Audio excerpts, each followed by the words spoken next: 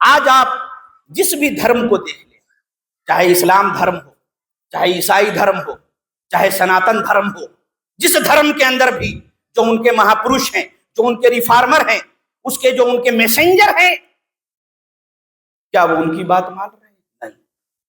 वो आके जो जलसे में तकरीर करके इधर उधर भड़का के भाग रहे हैं, उसको ये भी नहीं है कि अगर उसके सामने, अगर वो सनातन धर्म से संबंध रखते हैं, अगर उनके सामने अगर वेद का कोई किताब ला करके थोड़ा सा अंश अगर रख दिया जाए, संस्कृत में होता है खांटी, पंडित जी थोड़ा इसको पढ़िए, तो जो शादी ब्याह कराते हैं 2-4 मंत्र याद है, उसके अलावा ज्यादा नहीं पढ़ पाएंगे। उनको दे दिया जाए, उनको पता ही नहीं है कि क्या है, कितना श्लोक है, क्या है। हाँ, कुछ लोग हैं जिनको, जो लोग हैं जानकार, वो अनर्गल नहीं बोलते, अटर पटर यहाँ वहां बकवास नहीं करते, जो सही बात है वो बयान करते हैं। वो झगड़ा लड़ाई नहीं लगाते, उनको मालूम है कि धर्म कभी झगड़ा लगाई लगाने के लिए नहीं बोलता, किसी भी धर्म के अंदर नहीं है जाओ मोहल्ले में झगड़ा करो, लड़ाई करो, शांति। मुसलमान देखिए, कोई आदमी इस्लाम को अगर डिफाइन करना चाहे तो अगर मुसलमान खराब हो, मुसलमान चोरी करे, बेईमानी करे, डकैती करे, मुसलमान किसी का माल खा जाए, किसी का रेप कर दे, मर्डर कर दे, दारू पी ले, शराब पिए, जुआ खेले, तो इससे कोई इस्लाम को बुरा भला नहीं कह सकता है। क्यों नहीं कह सकता? क्योंकि लड़ाई झगड़ा अगर कोई कर रहा है, उग्रवाद पे आ गया है, इस्लाम में तो सबसे पहले क्या कहते हैं? कहते हैं अस्सलामु अलैकुम, तुम्हारे ऊपर ऊपर वाले की कृपा हो, सलामती हो। जब कृपा हो तो फिर उसके बाद कोई झमेला ही नहीं है, लेकिन वो समझता नहीं है। सबसे बड़ा प्रॉब्लम जो है, एक बात को समझिए, जितनी भी खराबी हम मुसलमानों के अंदर में है, ये जो सब कॉन्टिनेंटल एरिया है, यानी इंडिया, पाकिस्तान, बांग्लादेश, ये जो अगल बगल के हमारे सब कॉन्टिनेंटल एरिया जो है, देश सब एक ही था। जो विशाल भारत था, अखंड भारत था, सब एक था। बाद में कोई ये हो गया, इधर हो गया, उधर हो गया, कोई यहाँ भागा, कोई वहां भागा। अरे इसकी सीमाएं तो अफगानिस्तान तक जाती थी। तो कहने का मतलब यह है कि यहाँ के जो लोग मुसलमान हुए, चाहे किसी भी कारण से स्टडी करके हुए हो, चाहे जो भी हो, जो भी कारण रहा हो, बाप दादा हुए वो भी हो गए, हो तो गए मुसलमान, नमाज रोजा भी पढ़ रहे हैं। अरबी का जो ज्ञान है, अरबी का जो नॉलेज है, कुरान अरबिक भाषा में, उनके नबी मोहम्मद सल्लल्लाहु अलैहि वसल्लम की जो वाणी है, उनका जो भाषण है, उनका जो वक्तव्य है, जिसको हम हदीस कहते हैं, वो भी अरबिक में। आपकी भाषा भी अरबिक, आपने जिंदगी भर मोहम्मद सल्लल्लाहु अलैहि वसल्लम ने अरबी बोला, उनके जो सहाबा थे उन्होंने उनकी बातों को, उनके जो अनुयायी थे जिनको सहाबा कहते हैं, उन्होंने अरबी में सब लिखा। अब कितना अरबी का ट्रांसलेशन होगा, हो भी गया तो किसको क्या पता कि हम जो मुंह से वर्ड निकाल रहे हैं उसका मीनिंग क्या है। वो बेचारा अनभिज्ञ जाहिल है, वो पढ़ रहा है, मुसलमान बन गया है और डेली कुरान भी पढ़ता है रमजान में, उसके अंदर क्या लिखा हुआ उसको खुद नहीं पता। और कुछ लोग ऐसे भी हैं जो कुरान के अंदर में कहीं से कोई एक लाइन पढ़ लिया, पढ़ने के बाद बोले देखो कुरान के अंदर ऐसा लिखा हुआ है, लड़ाई झगड़े की बात है।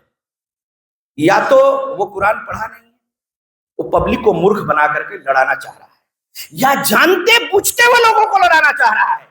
आधा एक आयत, एक वर्ष, एक श्लोक कुरान का पढ़ लिया, उसके आगे क्या है, पीछे क्या है, किस कॉन्टेक्स्ट के अंदर, किस प्रीटेक्स्ट में, किस माहौल में वहां पर वो वक्तव्य है, उससे मतलब नहीं है। एक ठो पा लिया, अब उसको लेके उड़ गया, स्टेज बना करके कह दिया कि देखो कुरान में ऐसा है। अब जो दूसरे समुदाय के लोग, अरे हमको तो इनको बहुत अच्छा समझते थे, नमस्कार भैया, प्रणाम भैया, सुबह शाम मिलते हैं, खाना खिलाते हैं, आपस में मेल मोहब्बत, इसमें लिखा हुआ है, हमारे बारे में इतना खराब बात इसमें लिखा हुआ है।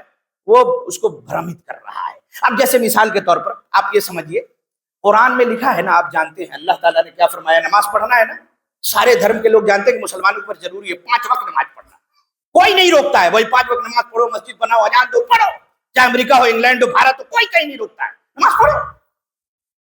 नमाज पढ़ना है, अनिवार्य है, मुसलमान है तो पढ़ना है। लेकिन कुरान में क्या है, वला तक़रबुस्सलाह, नमाज के करीब भी मत जाओ। पढ़ना तो दूर की बात है, अरे नमाज के करीब भी मत जाओ, उसके निकट भी मत जाओ, पढ़ना तो बहुत दूर की बात है, मत जाओ। अब मान लीजिए कि कोई आदमी इसी को ले ले, कोई मूर्ख आदमी कहे कि देखो कुरान के अंदर में तो लिखा हुआ है कि नमाज के करीब मत जाओ, उसके निकट मत जाओ। लेकिन उसके आगे नहीं पढ़ रहा है। आगे लिखा है कि वला तक़रबुस्सलात व अंतुम सुकारा, इस हाल में कि तुम नशे में हो। अगर दारू शराब पी लिया है, दिमाग काम नहीं कर रहा है, उस वक्त जाकर के तुम नमाज पढ़ोगे, ऊपर वाले से कुछ मांगने की बजाय क्या पता उल्टा सीधा बोलोगे, तुम्हारा दिमाग ही काम नहीं करेगा। लिहाजा नशे के आलम में जब तुम्हारा दिमाग ऑफ हो जाता है, उस समय नमाज मत पढ़ो। लेकिन क्या है, एक वाला ले लिया, आगे वाला नहीं देखा। अब जो आदमी उसको सुन के भड़क गया, कोई एक लाइन के मुंह, अरे हमारे पंडित जी ने, हमारे फला ने कहा है कि कुरान में ऐसा लिखा हुआ है। अरे तो जाके उनके सामने कुरान रखो। बोले कभी कुरान देखे हैं? तो नहीं, हम देखे तो नहीं है, एक वो किताब पढ़े हैं, उस किताब के अंदर में फला राइटर ने ये लिखा है। अरे आप लोगों को एड्रेस कर रहे हो, आप जनता को भ्रमित मत करो, ज्ञान के साथ लोगों के साथ बात करो। अगर कहीं पर कोई आर्टिकल के अंदर में एक शब्द आपने पढ़ लिया, ओरिजिनल बुक मौजूद है, हिंदी ट्रांसलेशन, इंग्लिश, अरबी, फारसी, दुनिया में कौन ऐसी भाषा नहीं है जहां उसका ट्रांसलेशन नहीं है? मार्केट में है, अब तो गूगल आ गया, मोबाइल है, मारो कुरान ट्रांसलेशन, अरबिक, हिंदी, उर्दू, फारसी, जो मारना है, एक क्लिक मारोगे पीडीएफ डाउनलोड आ जाएगा, क्लिक करो 2 मिनट में होगा। उसके बाद उसका जो है कंटेंट देख लो, निकाल लो आयत कहां पर है, उसके बाद बोलो लोगों को ना उतना समय नहीं है।